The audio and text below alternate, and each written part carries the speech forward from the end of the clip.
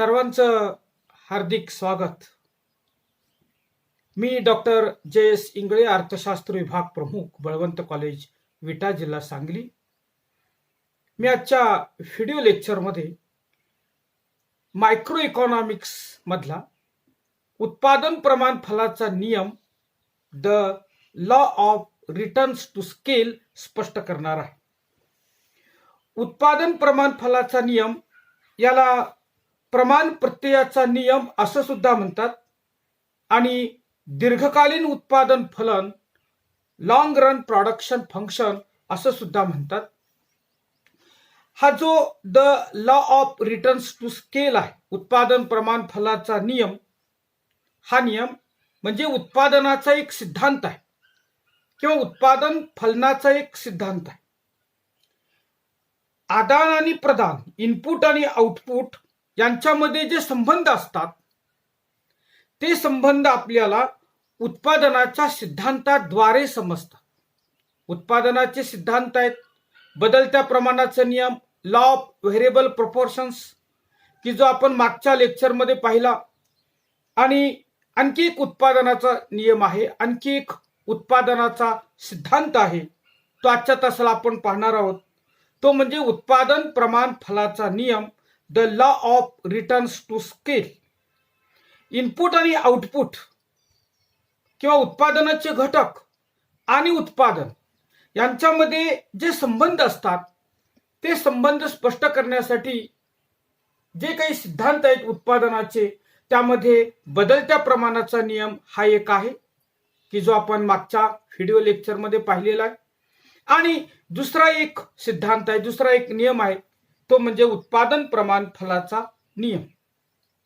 आपल्याला इनपुट्स म्हणजे काय माहित आहे, त्यालाच उत्पादनाचे घटक असं म्हणतात, किंवा means of production, land, labour, capital, organisation, water, fuel, raw material, यंत्रसामग्री, अवजार, हत्यार, उपकरण, याला इनपुट्स किंवा फॅक्टर्स ऑफ प्रोडक्शन आणि मीन्स ऑफ प्रोडक्शन असं म्हणतात.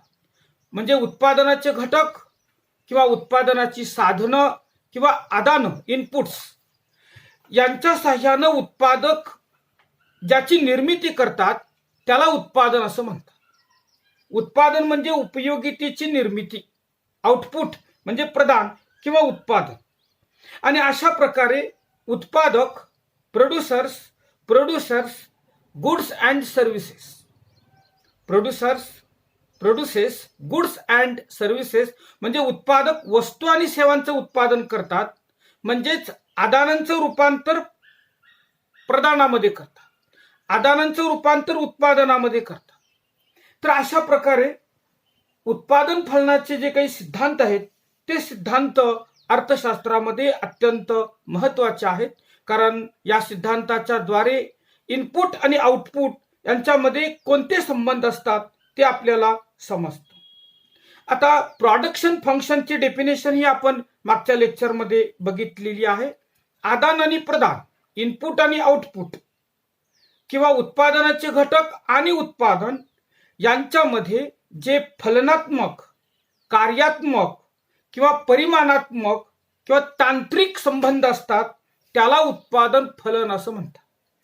म्हणजे इनपुट आणि आउटपुट, आदान आणि प्रदान यांच्यामध्ये फंक्शनल किंवा क्वांटिटेटिव्ह किंवा टेक्निकल संबंध असतात. आदान आणि प्रदान यांच्यामध्ये तांत्रिक, परिमाणात्मक, फलनात्मक संबंध असतात. त्या संबंधाला उत्पादन फलन, प्रोडक्शन फंक्शन असं म्हणतात.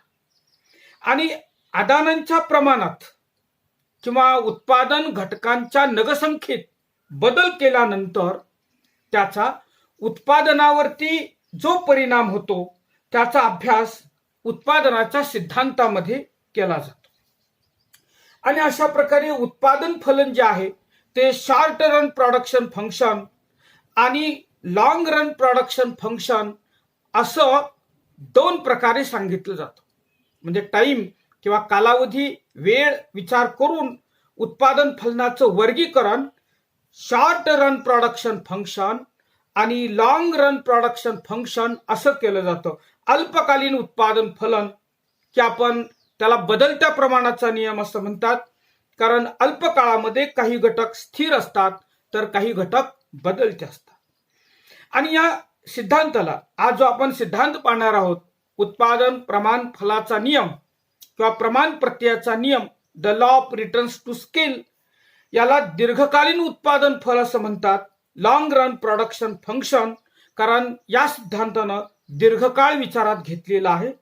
दीर्घकाळ म्हणजे असा काळ की ज्या काळामध्ये कोणतेही घटक स्थिर नसतात, सर्व घटक बदलते असतात. हा कालावधी खूप मोठा कालावधी असतो आणि दीर्घकाळामध्ये उत्पादन घटकांचा पुरवठा लवचिक असतो. म्हणजे ज्या काळात लँड, लेबर, कॅपिटल, ऑर्गनायझेशन हे उत्पादनाचे घटक आणि उत्पादनाची इतर साधनं यांचा पुरवठा लवचिक असतो, त्या काळाला दीर्घकाळ असं म्हणतात. वस्तूच्या मागणीत जर वाढ झाली तर उत्पादन घटकांच्या किंवा आधारांच्या अधिक मात्रा वापरतात आणि अधिक उत्पादन करतात. म्हणजे शेतकरी नवीन जमीन लागवडीखाली आणतात, सिंचन सुविधेत वाढ करता येते, नवीन कारखाने उभे करता येतात, जुन्या कारखान्यांचा विस्तार करता येतो, नवीन मशिनरी बसवता येते, कारण दीर्घकाळ हा खूप मोठा काळ असतो. तर दीर्घकाळ म्हणजे असा काळ की ज्या काळामध्ये वस्तूची मागणी वाढली तर उत्पादन घटकांच्या मात्रा, क्वांटिटी वाढवतात आणि अधिक उत्पादन करतात, अँड व्हाईस वर्सा. म्हणजे या उलट जर वस्तूची मागणी घटली तर उत्पादक जे स्थिर उत्पादनाचे घटक आहेत की जे दीर्घकाळात बदलते असतात, या उत्पादन घटकांच्या मात्रा उपयोग कमी करतात आणि कमी उत्पादन करतात. तर या ठिकाणी त्याचं जे सूत्र आहे ते सूत्र फळ्यावरती मी मांडलेलं आहे.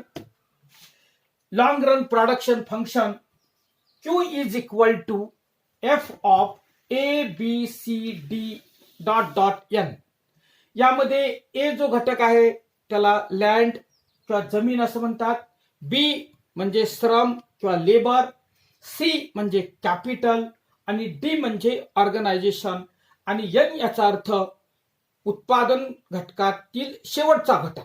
तर अशा प्रकारे एफ म्हणजे functional relationship between Q and A B C D. Q म्हणजे क्वांटिटी ऑफ प्रोडक्शन, उत्पादनाचं प्रमाण. याचा अर्थ असा आहे की क्यू म्हणजे production is the function of A B C D and N. In long run period all factors are variable. दीर्घकाळामध्ये उत्पादनाचे सर्व घटक जे असतात हे सर्व घटक बदलते असतात. तर अशा प्रकारे हा जो प्रमाण प्रत्ययाचा नियम आहे याला दीर्घकालीन उत्पादन फलन असं म्हणतात, कारण दीर्घकाळात आदानांच्या संख्येत किंवा उत्पादन घटकांच्या संख्येत बदल केल्यानंतर त्याचा उत्पादनावरती काय परिणाम होतो ते स्पष्ट केलेलं आहे. बदलत्या प्रमाणाचा जो नियम आहे अल्पकालीन उत्पादन फलन, यामध्ये उत्पादनाचे इतर घटक स्थिर ठेवून एका घटकात बदल केला की त्याचा उत्पादनावर काय परिणाम होतो त्याचा अभ्यास केला जातो.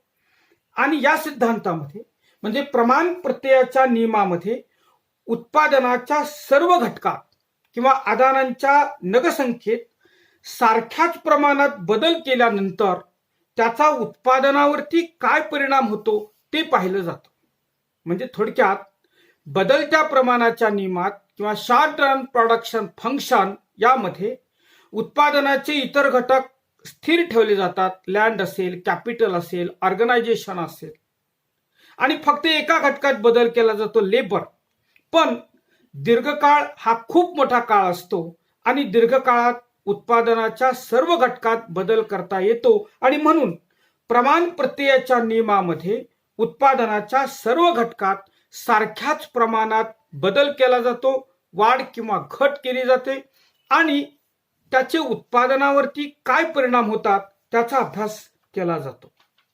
आता हा जो सिद्धांत आहे उत्पादन प्रमाण फलाचा नियम किंवा सिद्धांत, त्याची काही गृहीत आपल्याला बघायचे असम्पशन्स. पहिलं गृहीत आहे ते म्हणजे पूर्ण स्पर्धा, परफेक्ट कॉम्पिटिशन.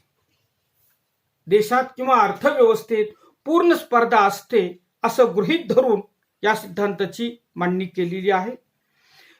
प्रमाण प्रत्यय फलाच्या नियमाचं दुसरं गृहीत असं आहे की उत्पादन घटकांचे सर्व नग एकजिनसी असतात. All units of factors are homogeneous. Land असेल, लेबर असेल, कॅपिटल असेल, ऑर्गनायझेशन असेल, हे जे उत्पादनाचे घटक असतात हे घटक एकजिनसी असतात, होमोजिनियस असतात असं गृहीत धरलेलं आहे. तिसरं गृहीत धरलेलं आहे ते म्हणजे दीर्घकाळ, लॉंग रन प्रोडक्शन फंक्शन असं त्याला म्हणतात, कारण हा नियम दीर्घकाळातच खरा ठरतो. उत्पादन प्रमाण फलाच्या नियमाचं चौथं गृहीत असं आहे की जे उत्पादन आहे हे उत्पादन संख्येत मोजता येतं. म्हणजे इनपुटचा वापर करून जे निर्माण केलं जातं त्याला आउटपुट असं म्हणतात, उत्पादन असं म्हणतात. आणि या उत्पादनाची मोजदाद संख्येत करता येते. Returns are measured in physical term. पाचवं गृहीत असं आहे की संयोजक सोडून उत्पादनाचे सर्व घटक बदलता येतात. सहावं गृहीत असं आहे की कोणतेही तांत्रिक बदल होत नाहीत. Technology remains constant. आणि शेवटचं गृहीत असं आहे की जे कामगार आहेत, श्रम हा जो घटक आहे, हा घटक किंवा कामगार प्रचलित अवजार आणि हत्यार यांच्या साह्यानं उत्पादन करतात किंवा काम करतात. तर अशा प्रकारे काही गृहीतावर हा नियम किंवा हा सिद्धांत आधारित आहे. ही गृहीत परिस्थिती अस्तित्वात असेल तरच हा नियम किंवा हा सिद्धांत खरा ठरतो असा त्याचा अर्थ आहे.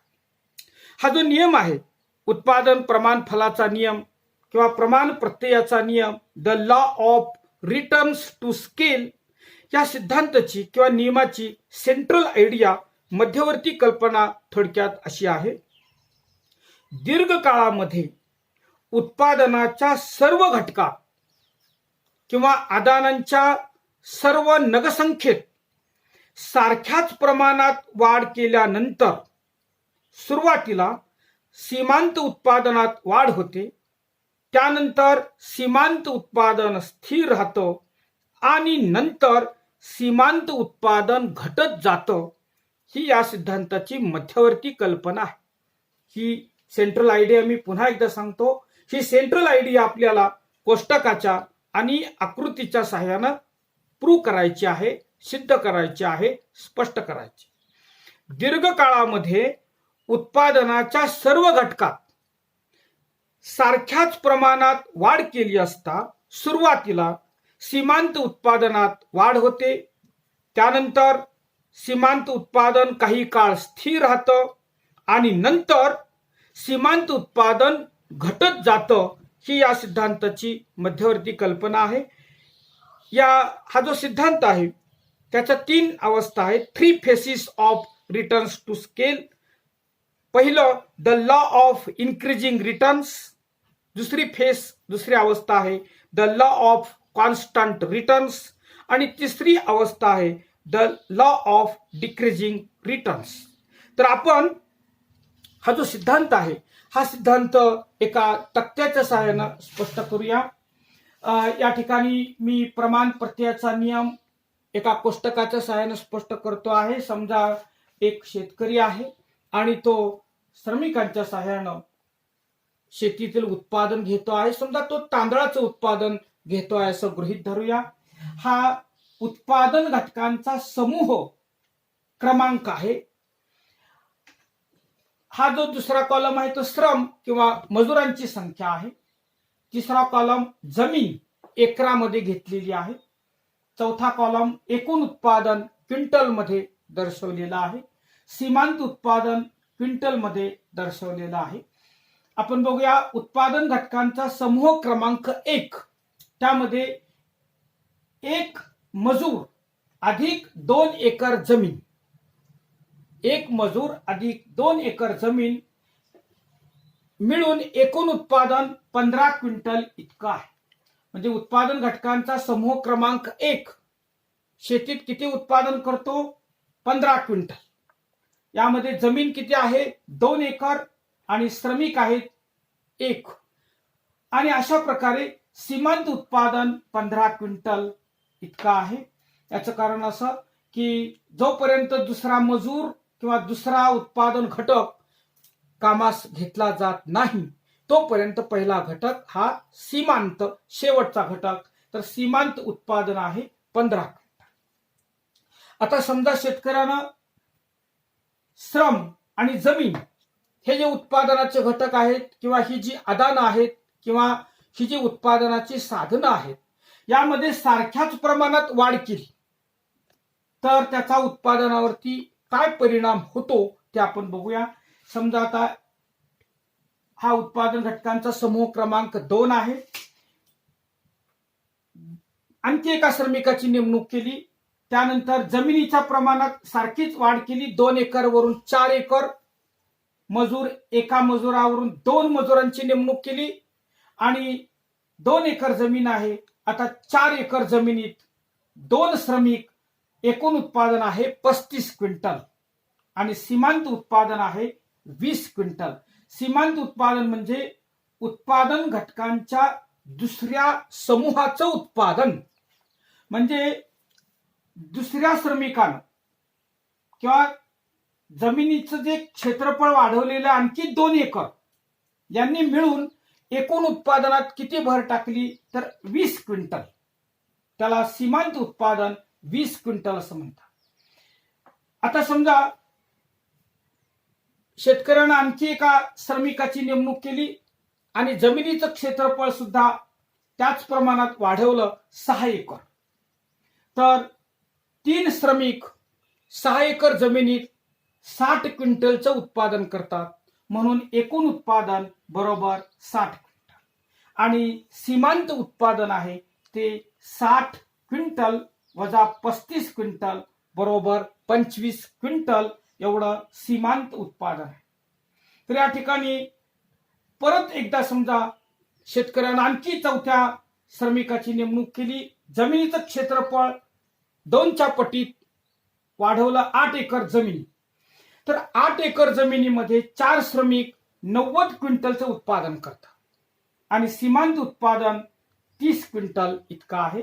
म्हणजे 4थ्या उत्पादन घटकाच्या समूहाचं म्हणजे 4था श्रमिक अधिक 2 एकर जमीन, 8 वजा 6 बरोबर 2 एकर जमीन मिळून सीमांत उत्पादन किती आहे 30 क्विंटल. म्हणजे 4थ्या श्रमिकाचं आणि नंतर वाढवलेल्या 2 एकर जमिनीचं सीमांत उत्पादन 30 क्विंटल एवढं आहे. समजा आणखी एका श्रमिकाची नेमणूक केली, जमिनीचं प्रमाण सारख्याच प्रमाणात 2 एकरनं वाढवलं 10 एकर. 10 एकर जमिनीत 5 श्रमिक 120 क्विंटलचं उत्पादन करतात आणि म्हणून 5व्या उत्पादन घटकाच्या समूहाचं म्हणजे 5वा श्रमिक अधिक 2 एकर जमीन सीमांत उत्पादन बरोबर 30 क्विंटल इतका आहे. म्हणजे असं आपण थोडक्यात म्हणूया की 5 श्रमिकांनी 120 क्विंटलचं उत्पादन केलं. यामध्ये 5व्या श्रमिकानं एकूण उत्पादनात 30 क्विंटलची भर घातलेली आहे. 120 वजा 90 बरोबर 30 क्विंटल. समजा आणखी एक 6वा मजूर नेमला, उत्पादन घटकात जमिनीच्या क्षेत्रफळात वाढ केली, 12 एकर जमीन. तर 6 मजूर आणि 12 एकर जमीन असं जे 6वा उत्पादन घटकांचा समूह आहे. तर एकूण उत्पादन समजा 150 क्विंटल इतकं झालं तर सीमांत उत्पादन 30 क्विंटल इतकं होईल. समजा शेतकऱ्यानं आणखी एका श्रमिकाची नेमणूक केली, शेतीमध्ये जमिनीचं क्षेत्रफळ सारख्याच प्रमाणात वाढवलं 14 एकर आणि एकूण उत्पादन जे आहे ते एकूण उत्पादन आता 175 क्विंटल इतकं झालेलं आहे. आणि सीमांत उत्पादन म्हणजे 7व्या श्रमिकानं आणि नंतर वाढवलेल्या 2 एकर जमिनीपासून एकूण उत्पादनात 25 क्विंटलची निव्वळ भर पडलेली आहे, म्हणून 7व्या उत्पादन घटकाच्या समूहाचं सीमांत उत्पादन 25 क्विंटल.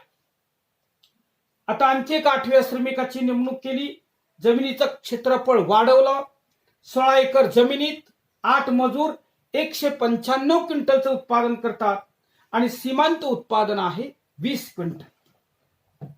आणखी एका 9व्या श्रमिकाची नेमणूक केली, जमिनीचं क्षेत्रफळ वाढवलं 18 क्विंटल, तर आपल्या असं लक्षात येतं की 9 श्रमिक मिळून 18 एकर जमिनीमध्ये 210 क्विंटलचं उत्पादन करतात.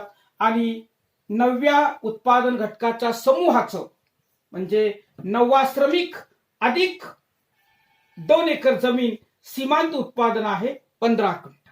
म्हणजे 9व्या श्रमिकाचं सीमांत उत्पादन 15 क्विंटल इतकं आहे. तर आता आपण बघूया या ठिकाणी पहा, सीमांत उत्पादनाच्या कॉलमकडे लक्ष दिलं तर असं लक्षात येतं की उत्पादन घटकांचा समूह क्रमांक 1 आहे, म्हणजे 2 एकर जमीन अधिक 1 श्रम बरोबर सीमांत उत्पादन आहे 15 क्विंटल. त्यानंतर दुसऱ्या श्रमिकाची नेमणूक केली, जमिनीचं क्षेत्रफळ आहे त्या प्रमाणात वाढवलं, सारख्याच प्रमाणात वाढवलं, तर सीमांत उत्पादन 20 क्विंटल आणि त्यानंतर सीमांत उत्पादन 25 क्विंटल असं वाढले. 15 क्विंटल, 20 क्विंटल, 25 क्विंटल. म्हणून हा जो उत्पादनाचा पहिला टप्पा आहे त्याला वाढते प्रमाण फल, इन्क्रीजिंग रिटर्न्स असं म्हणतात. आता आपण उत्पादन घटकांचा समूह क्रमांक 4, 5 आणि 6 पाहिला तर आपल्या असं लक्षात येतं की सीमांत उत्पादन 4थ्या श्रमिकाचं 30 क्विंटल, 5व्या श्रमिकाचं 30च क्विंटल आहे, 6व्या श्रमिकाचं सुद्धा 30च क्विंटल आहे. आणि अशा प्रकारे सीमांत उत्पादन स्थिर राहिल्याचं दिसतं आणि म्हणून याला स्थिर प्रमाण फलाचा टप्पा, दुसरा टप्पा असं म्हणतात. इकडे जर आपण बघितलं 7व्या, 8व्या, 9व्या श्रमिकाच्या नेमणुकीपासून सीमांत उत्पादनात काहीच भर पडत नाही. उलट सीमांत उत्पादन 25 क्विंटल, 20 क्विंटल, 15 क्विंटल असं घटत जातं. सीमांत उत्पादन घटत गेलेलं आहे. म्हणजे 7व्या, 8व्या, 9व्या उत्पादन घटकांच्या समूहापासून सीमांत उत्पादनात घट होत गेलेली आहे. म्हणून हा जो उत्पादनाचा तिसरा टप्पा आहे त्याला घटत्या प्रमाणाचा टप्पा असं म्हणतात किंवा घटते प्रमाण फल, डिमिनिशिंग रिटर्न्स टू स्केल असं म्हणतात. आता परत एकदा पहा, पहिल्या टप्प्यामध्ये एकूण उत्पादन वेगानं वाढलेलं आहे, त्यामुळे सीमांत उत्पादनात वाढ झालेली आहे. दुसऱ्या टप्प्यात एकूण उत्पादनात वाढ झालेली आहे 90 क्विंटल, 120 क्विंटल, 150 क्विंटल. पण एकूण उत्पादन वाढीचा वेग कमी झालेला आहे, एकूण उत्पादन वाढीचा वेग स्थिर आहे. त्यामुळं सीमांत उत्पादन सुद्धा 30 क्विंटल, 30 क्विंटल, 30 क्विंटल असं स्थिर आहे. म्हणून त्याला स्थिर प्रमाण फलाचा टप्पा असं म्हणतात. 7, 8 आणि 9 अशा पद्धतीनं श्रमिकांची नेमणूक केली असता आपल्या असं लक्षात येतं की सीमांत उत्पादन 25 क्विंटल, 20 क्विंटल, 15 क्विंटल असं घटत गेलेलं आहे आणि त्यामुळं त्याला घटत्या प्रमाण फलाचा टप्पा असं म्हणतात. या तक्त्यावरून आपल्या असं लक्षात येतं की उत्पादन घटकांच्या प्रमाणात म्हणजे श्रम आणि जमीन या उत्पादन घटकांच्या प्रमाणात सारखीच वाढ केली तरी सुद्धा उत्पादनात सारखीच वाढ होत नाही. उत्पादनाच्या एका विशिष्ट मर्यादेपर्यंत सीमांत उत्पादनात वाढ होते, त्यानंतर सीमांत उत्पादन स्थिर राहतं आणि त्यानंतर सुद्धा उत्पादन घटकांच्या प्रमाणात वाढ केली असता सीमांत उत्पादनात घट होते. याला उत्पादन प्रमाण फलाचा नियम असं म्हणतात. तर हा जो नियम आहे हा नियम आपण आकृतीच्या सहाय्यानं स्पष्ट करूया. या ठिकाणी मी आकृती काढलेली आहे. एक्स अक्षावरती पहा, या ठिकाणी श्रम आणि जमीन हे 2 घटक घेतलेले आहेत. उत्पादन घटकांचा समूह 1, 2, 3, 4, 5, 6, 7, 8, 9 म्हणजे 1 मजूर अधिक 2 एकर जमीन, 2 मजूर अधिक 4 एकर जमीन, याप्रमाणे 9 मजूर अधिक 18 एकर जमीन एक्स अक्षावरती दर्शवलेली आहे. श्रम आणि जमीन हे 2 घटक एक्स अक्षावरती घेतलेले आहेत. त्यालाच उत्पादन घटकांचा संच किंवा उत्पादन घटकांचा समूह असं म्हणतात. वाय अक्षावरती सीमांत उत्पादन दर्शवलेलं आहे क्विंटल मध्ये. 5 क्विंटल, 10 क्विंटल, 15 क्विंटल, 20, 25 आणि 30 क्विंटल असं सीमांत उत्पादन वाय अक्षावरती दर्शवलेला आहे. ए बी सी डी किंवा ए ते डी हा जो वक्र आहे याला प्रमाण प्रत्ययाचा किंवा उत्पादन फलाचा वक्र असं म्हणतात. आता आपण बघूया की ए ते बी हा जो वक्र आहे, ए ते बी हा वक्र खालून वरती गेलेला आहे, डावीकडून उजवीकडे वरती गेलेला आहे. ए ते बी हा वक्र डावीकडून उजवीकडे वरती गेलेला आहे, त्याला अपवर्ड स्लोपिंग कर्व असं म्हणतात. हा जो वक्र आहे ए ते बी हा पोर्शन डावीकडून उजवीकडे वरती गेलेला आहे. याचं कारण असं आहे की पहिल्या श्रमिकाचं सीमांत उत्पादन 15 क्विंटल, दुसऱ्या श्रमिकाचं सीमांत उत्पादन 20 क्विंटल, तिसऱ्या श्रमिकाचं सीमांत उत्पादन 25 क्विंटल आणि चौथ्या श्रमिकाचं सीमांत उत्पादन 30 क्विंटल असं वाढत गेलेलं आहे. आणि म्हणून ए ते बी हा जो भाग आपल्याला आकृतीत दिसतो, उत्पादन फलाचा जो वक्र आहे ए ते बी पर्यंत, हा भाग डावीकडून उजवीकडे खालून वरती गेलेला आहे. त्याला अपवर्ड स्लोपिंग कर्व असं म्हणतात किंवा त्याला वाढते फल, इन्क्रीजिंग रिटर्न्स असं म्हणतात. त्याचं सूत्र आपण या ठिकाणी घेतलेलं आहे. Delta P divided by P is greater than delta F divided by F. परत एकदा सूत्र पहा. वाढते फल delta P divided by P is greater than delta F divided by F. Delta P divided by P म्हणजे output किंवा उत्पादन आणि delta F divided by F म्हणजे इनपुट किंवा उत्पादनाचे घटक, श्रम, जमीन जे काही असतील ते. याचा अर्थ असा होतो की उत्पादन घटकांच्या नगसंख्येत किंवा आदानांच्या नगसंख्येत केलेल्या वाढीपेक्षा उत्पादनात होणाऱ्या वाढीचा वेग जास्त असतो. उदाहरणार्थ, आदानांच्या मात्रेत 10% वाढ केली, श्रम, जमीन हे जे इनपुट्स आहेत, या आदानांच्या मात्रेत 10% वाढ केली आणि उत्पादनात जर 20% वाढ होत असेल, 30% वाढ होत असेल, तर त्याला वाढते फल असं म्हणतात. म्हणजे उत्पादन घटकांच्या प्रमाणात किंवा आदानांच्या प्रमाणात जेवढी वाढ केली जाते त्यापेक्षा उत्पादनात जर जास्त वाढ होत असेल तर त्याला वाढते फल, इन्क्रीजिंग रिटर्न्स असं म्हणतात. आणि हे पहा या ठिकाणी PFC production function coefficient is greater than 1. म्हणजे प्रोडक्शन फंक्शन कोइफिशियंट म्हणजे उत्पादन फलन गुणांक हा 1 पेक्षा जास्त असतो. याचा अर्थ त्याला इन्क्रीजिंग रिटर्न्स किंवा वाढते फल असं म्हणतात. आणि आकृतीत आपल्याला ए ते बी हा भाग या ठिकाणी दिसून येतो. पहिल्या टप्प्यामध्ये सीमांत उत्पादन का वाढतं त्याची कारण आपण बघूया. पहिल्या टप्प्यामध्ये अंतर्गत आणि बहिर्गत बचती ज्या आहेत, या अंतर्गत आणि बहिर्गत बचती उद्योग संस्थेला मिळतात किंवा शेतीला मिळतात. हा नियम शेतीला लागू पडतो, उद्योग संस्थेला लागू पडतो. पहिल्या टप्प्यामध्ये 15 क्विंटल, 20 क्विंटल, 25 क्विंटल असं सीमांत उत्पादन वाढलेलं आहे. एकूण उत्पादन सुद्धा वाढलेलं आहे. याचं कारण 1 ते 3 हा जो उत्पादन घटकांचा समूह आहे, त्यामध्ये 1 श्रमिक अधिक 2 एकर जमीन, 2 श्रमिक अधिक 4 एकर जमीन, 3 श्रमिक अधिक 6 एकर जमीन, हे जे प्रमाण आहे हे प्रमाण अतिशय योग्य आहे, हे प्रमाण अतिशय चांगलं आहे. त्यामुळं श्रम विभागणी करता येते, श्रम विभागणीचे फायदे मिळतात. उद्योग संस्थेला किंवा शेतीला अंतर्गत आणि बाह्य बचती मिळतात. त्यामुळं वस्तूचा सरासरी खर्च कमी येतो. पहिल्या टप्प्यामध्ये श्रमाचं, जमिनीचं प्रमाण योग्य असल्यामुळं श्रम, भांडवल, जमीन या उत्पादन घटकांची कार्यक्षमता वाढते. त्यामुळे एकूण उत्पादनात वाढ होते, सीमांत उत्पादनात वाढ होते. म्हणजे पहिल्या टप्प्यामध्ये श्रमिकांचं, जमिनीचं प्रमाण सारखं आहे, योग्य आहे, पर्याप्त आहे, चांगलं आहे, पुरेसं आहे. त्यामुळं श्रमिकांची आणि भांडवलांची कार्यक्षमता वाढते, जमिनीची कार्यक्षमता वाढते. त्यामुळं पहिल्या टप्प्यात एकूण उत्पादन वाढतं आणि सीमांत उत्पादन सुद्धा वाढतं.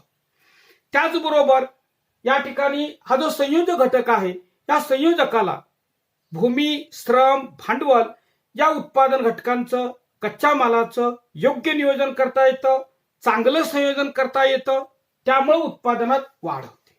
आणि शेवटचा घटक आहे सीमांत उत्पादनात वाढ होण्याचं शेवटचं कारण असं आहे की संयोजकाला तंत्रज्ञान, टेक्नॉलॉजी आणि यंत्रांचा चांगला उपयोग करता येतो. यंत्रसामग्रीचे विशेषीकरणाचे फायदे मिळवता येतात आणि त्यामुळं पहिल्या टप्प्यात सीमांत उत्पादन वाढतं. तर आपल्याला असं लक्षात आलं असेल पहा की पहिल्या टप्प्यात सीमांत उत्पादन का वाढतं किंवा सीमांत उत्पादन फलनाचा वक्र डावीकडून उजवीकडे ए ते बी पर्यंत वरती का जातो, त्याचं कारण असं आहे की उत्पादन घटकांचं प्रमाण जे आहे ते प्रमाण योग्य आहे, पर्याप्त आहे. भूमी, श्रम हे उत्पादन घटकांचं प्रमाण योग्य असल्यामुळं ए ते बी पर्यंत हा जो वक्र आहे हा वक्र डावीकडून उजवीकडे वरती जातो. आता आपण बघूया या ठिकाणी आपल्या असं लक्षात येईल की बी ते सी हा जो भाग आहे आकृतीमध्ये तो एक्स अक्षाला समांतर आहे. स्थिर फल असं त्याला म्हणतात. या ठिकाणी पहा सीमांत उत्पादन चौथ्या श्रमिकाचं 30 क्विंटल, पाचव्या श्रमिकाचं 30 क्विंटल, सहाव्या श्रमिकाचं 30 क्विंटल. म्हणजे उत्पादन घटकांच्या किंवा आदानांच्या प्रमाणात सारखीच वाढ करून सुद्धा सीमांत उत्पादनात वाढ होत नाही, घटही होत नाही, तर काही काळ सीमांत उत्पादन स्थिर राहतं. त्याला स्थिर प्रमाण फलाचा टप्पा असं म्हणतात. आणि आकृतीमध्ये हा जो बीसी कर्व आहे हा कर्व एक्स अक्षाला समांतर दर्शवलेला आहे. म्हणजे the curve BC is horizontal straight line. The curve BC कसा आहे पहा, इज हॉरिझॉन्टल स्ट्रेट लाईन म्हणजे एक्स अक्षाला समांतर आहे बी ते सी हा भाग. कारण पहा या ठिकाणी चौथ्या श्रमिकाचं सीमांत उत्पादन 30 क्विंटल, पाचव्या श्रमिकाचं 30 क्विंटल, सहाव्या श्रमिकाचं सीमांत उत्पादन 30 क्विंटल आहे.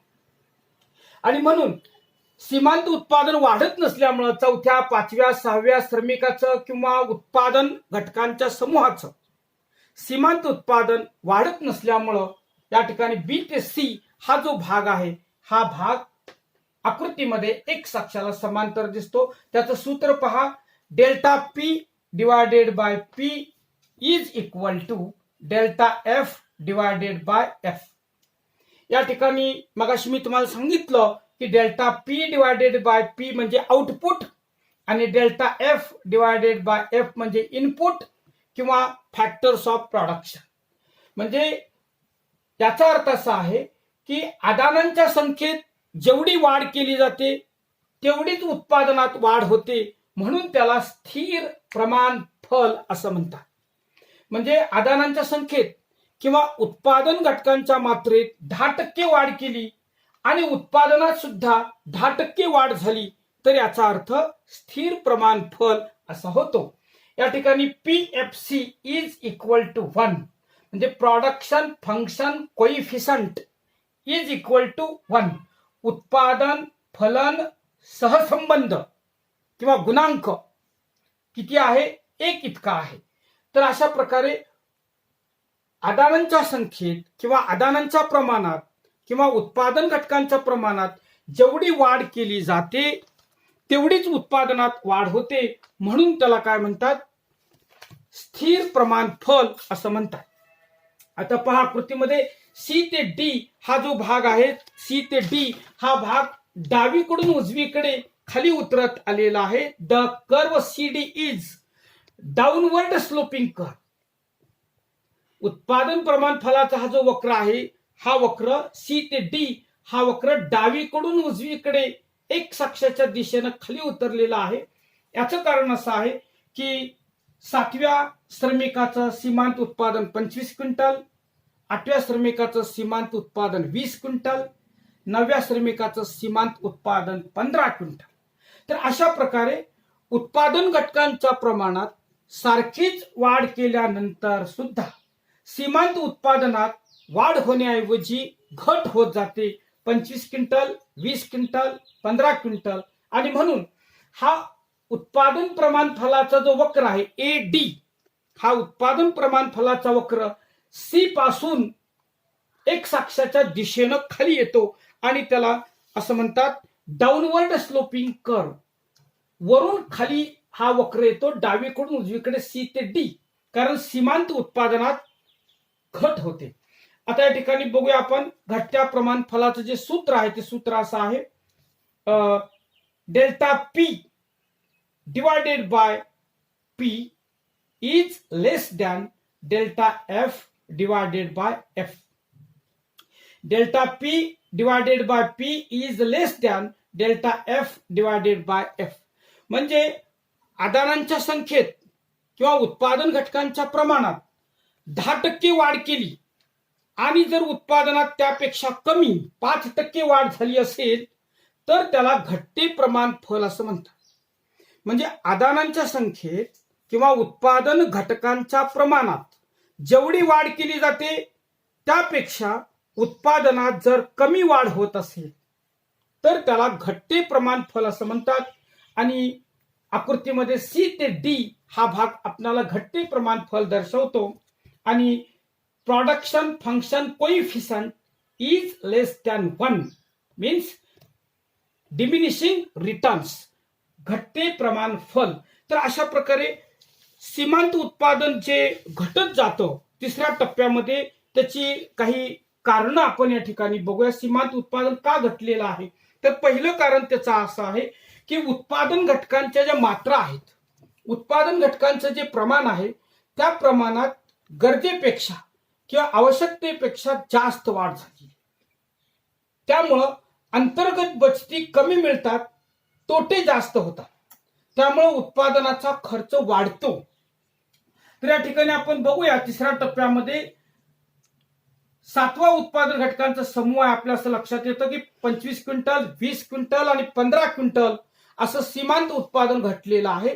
याचं कारण असं आहे की गरजेपेक्षा जास्त या ठिकाणी उत्पादनाचे घटक होतात. 7, 8, 9 श्रमिक किंवा जमीन सुद्धा जास्त होते आणि त्याचा परिणाम असा होतो की उत्पादनाचा खर्च वाढतो. दुसरं कारण असं आहे की संयोजन क्षमतेवर ताण पडतो, कारण संयोजक हा घटक आपण स्थिर गृहीत धरलेला आहे, त्यामध्ये वाढ करता येत नाही. त्यामुळं व्यवस्थापन विषयक समस्या निर्माण होतात, काही मॅनेजरियल प्रॉब्लेम्स निर्माण होतात. संयोजकाला उत्पादन घटकावरती नियंत्रण ठेवता येत नाही, कारण आदानांची किंवा उत्पादन घटकांची जी संख्या आहे ही संख्या गरजेपेक्षा जास्त किंवा आवश्यकतेपेक्षा जास्त झालेली.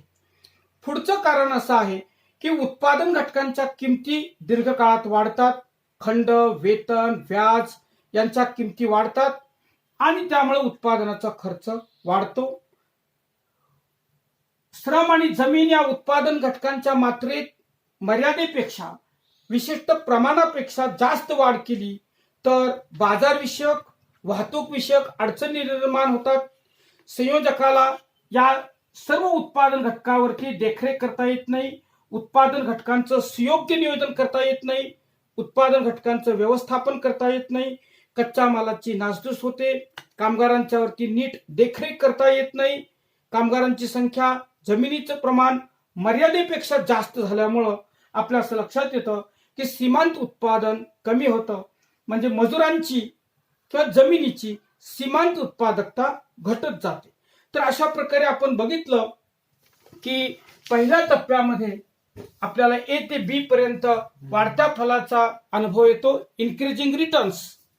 याचं कारण असं की पहिल्या टप्प्यामध्ये जमीन आणि श्रम यांचं प्रमाण सारखं आहे. B ते C हा जो भाग आहे तो स्थिर प्रमाण फल दर्शवतो. याचं कारण असं की सीमांत उत्पादनात 4थ्या, 5व्या, 6व्या श्रमिकाच्या काहीही वाढ होत नाही, उलट सीमांत उत्पादन स्थिर राहतं. 4थ्या श्रमिकाचा 30 क्विंटल, 30 क्विंटल, 30 क्विंटल. याचं कारण असं की अंतर्गत बचती आणि तोटे सारखेच होतात. ज्यावेळी उत्पादनाची प्रक्रिया चालू असताना उत्पादन घटकांच्या प्रमाणात सारख्याच प्रमाणात वाढ केल्यानंतर फायदे आणि तोटे सारखेच होतात त्यावेळी स्थिर प्रमाण फलाचा अनुभव येतो. आणि तिसरा टप्पा आपण बघितला सी ते डी, या ठिकाणी घटते प्रमाण फल अनुभवास येतं. याचं कारण असं की उत्पादन घटकांचं जे प्रमाण आहे किंवा आदानांचं जे प्रमाण आहे, या आदानांच्या प्रमाणामध्ये मर्यादेपेक्षा किंवा गरजेपेक्षा जास्त वाढ झालेली आहे. तर अशा प्रकारे प्रमाण प्रत्ययाचा नियम the law of returns to scale आपल्याला असं दर्शवतो की दीर्घकाळामध्ये उत्पादन घटकांच्या किंवा आदानांच्या प्रमाणात सारख्याच प्रमाणात वाढ करून सुद्धा उत्पादनात शेवटपर्यंत सारखीच वाढ होत नाही. तर उत्पादनाच्या एका विशिष्ट मर्यादेपर्यंत सीमांत उत्पादनात वाढ होते, त्यानंतर सीमांत उत्पादन स्थिर राहतं आणि त्यानंतर सीमांत उत्पादनात घट होते. यालाच उत्पादन प्रमाण फलाचा नियम किंवा प्रमाण प्रत्ययाचा नियम the law of returns to scale असं म्हणतात. आणि या नियमामध्ये वाढते फल, स्थिर फल आणि घटते प्रमाण फल या तीन फलाच्या किंवा तीन सिद्धांताच्या अवस्था दिसून येतात. तर अशा प्रकारे हा जो नियम आहे, हा नियम दीर्घकाळात लागू पडतो. धन्यवाद.